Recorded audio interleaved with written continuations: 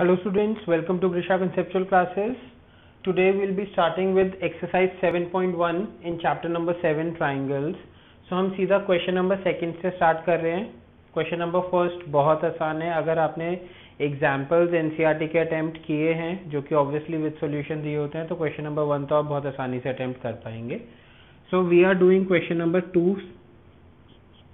Question number 2 में हमें क्या दिया गया है that ABCD is a quadrilateral, ABCD is a quadrilateral और जिसमें AD जो है वो BC के इक्वल है. तो हम कैसे रिप्रेजेंट करते हैं, हम एक सिंगल लाइन लगा दी. सिंगल लाइन का मतलब है कि जो लाइन इस सिंगल एक लाइन से रिप्रेजेंट करी जा रही है वो आपस में इक्वल है. ठीक है. And angle DAB, that is DAB, ये वाला एंगल जो रेड से मार्क किया हुआ है, एंड CBA जो ब्लू से मार्क किया हुआ है, ये दोनों एंगल्स भी आपस में इक्वल है. हमें प्रूव करना है that triangle ABD is congruent to BAC in the same order. ठीक है. तो सबसे पहले हम इन दोनों ट्राइंगल्स को आइडेंटिफाई करते हैं. ABD, अब ये फिगर एक ऐसी है जिसमें दोनों ट्राइंगल्स थोड़े से आपस में ओवरलैप कर रहे हैं. तो मैं क्या करूंगा, मैं इन दोनों ट्राइंगल्स को अलग अलग बना लेता हूं एक बारी.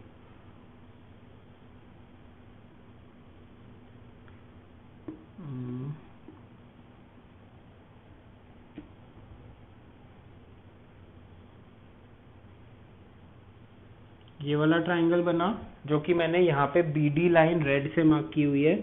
तो रेड से ही मैंने ये ट्राइंगल बनाया BD and this is point A. ये वाला एंगल है और एक ये साइड है. ठीक है. उसके बाद दूसरा ट्राइंगल मैं बना रहा हूँ ब्लू से. कैसे बन रहा है ये ट्राइंगल देखो. AB इस तरह से बन रहा है. This is A, this is B and this is C. Again ये वाली साइड है और एक एंगल है ये एंगल ABC, या हम इसे बोले एंगल CBA. ठीक है. तो ये दो ट्राइंगल्स मैंने बनाए हैं. अब देखो, हमें सबसे पहले हम लिखते हैं, ऐसे क्वेश्चंस को अटेम्प्ट करते हैं तो गिवन, जैसे कि हम लाइंस एंड एंगल्स में भी लिखते थे. हमें गिवन क्या है, that AD is equals to BC and angle DAB is equals to angle CBA. अब हम लिखेंगे टू प्रूव. तो टू प्रूव में सबसे पहले हम फर्स्ट पार्ट ही लिख रहे हैं. Triangle ABD is congruent to triangle BAC. फिर हम लिखेंगे सॉल्यूशन, मतलब प्रूफ. ठीक है. अब देखो, मैंने यहाँ पर दोनों चीजें अलग अलग बना ली है. अब इसमें हमें देखो साफ पता चल रहा है कुछ चीजें तो इक्वली गिवन है. तो हम सीधा लिखते हैं in triangle ABD and triangle BAC. सबसे पहली चीज हमें क्या दी हुई है, AD is equals to BC, this is given to us. उसके बाद हमें एक एंगल दिया हुआ है, वो एंगल भी इन दोनों ट्राइंगल में लाई कर रहा है. ट्राइंगल ABD में कौन सा एंगल लाई कर रहा है, ABD ट्राइंगल में कौन सा एंगल लाई कर रहा है, एंगल DAB. और ये किसके इक्वल है, एंगल CBA के, which is also given to us. और CBA कहाँ लाई कर रहा है, इस वाले ट्राइंगल में. तो हमारे पास एक साइड और एक एंगल आ गया. हमारे पास क्या क्या रूल्स है, अगर यहाँ पर मैं ऊपर लिखता हूँ ASA है, SAS है, AAS है और SSS रूल. ये चार रूल्स हमने पढ़े हैं. तो हमारे पास एक एंगल और एक साइड आ गया, मतलब इन तीनों में से कोई यूज कर सकते हैं हम, एक एंगल और एक साइड. अब हम देखते हैं कि तीसरी चीज हमारे पास क्या आती है, साइड आता है या एंगल आता है. तो जैसा कि मैं देख रहा हूं इधर AB इधर भी है और AB इधर भी है. तो AB कॉमन हो गया. तो इसको मैं ऐसे लिखूं, AB is equals to BA भी लिख सकता हूं, AB या BA कुछ भी लिख दो, which is common.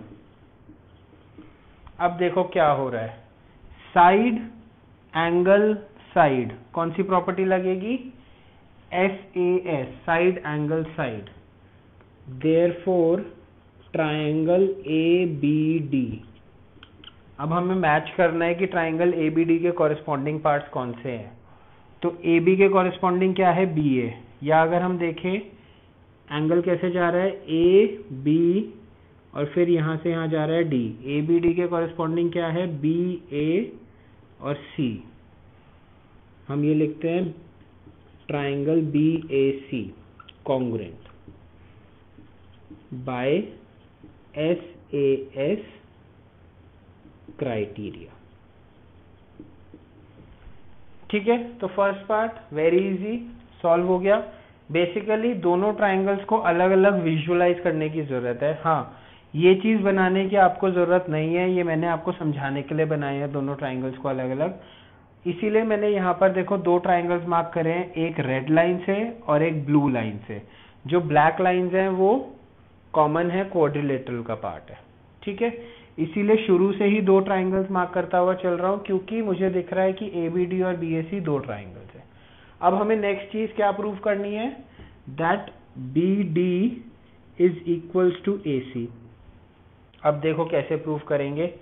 B D कौन से ट्राइंगल का पार्ट है, ए बी डी का, और ए सी कौन से ट्राइंगल का पार्ट है, सी बी ए का।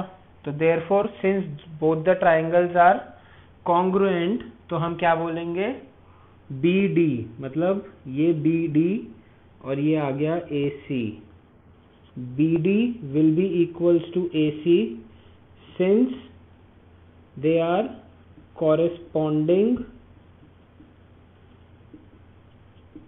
parts of congruent triangles, corresponding part of congruent triangles, और इसको हम शॉर्ट फॉर्म में लिख देते हैं CPCT, corresponding parts of congruent triangles, CPCT।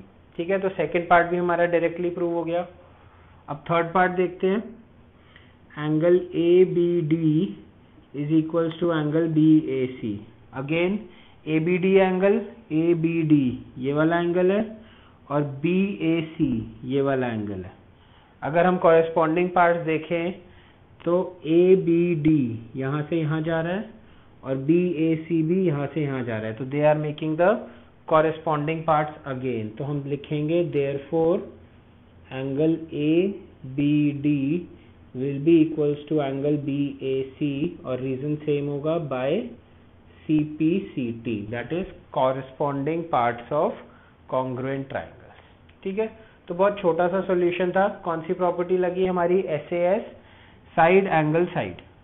छोटी सी चीज है, क्वेश्चन जैसे जैसे हम करेंगे थोड़ा थोड़ा डिफिकल्ट लेवल होता जाएगा, बट बेसिकली आपको क्या आइडेंटिफाई करना है, जैसे कि हम लाइंस एंड एंगल्स में भी देखते थे, एक फिगर के अंदर से आपको जिस चीज पर फोकस करना है सिर्फ उसको आइडेंटिफाई करना है कि मुझे कौन से दो ट्राइंगल्स पे फोकस करना है, क्योंकि हम कॉन्ग्रुएंट ट्राइंगल्स की बात कर रहे हैं। ठीक है।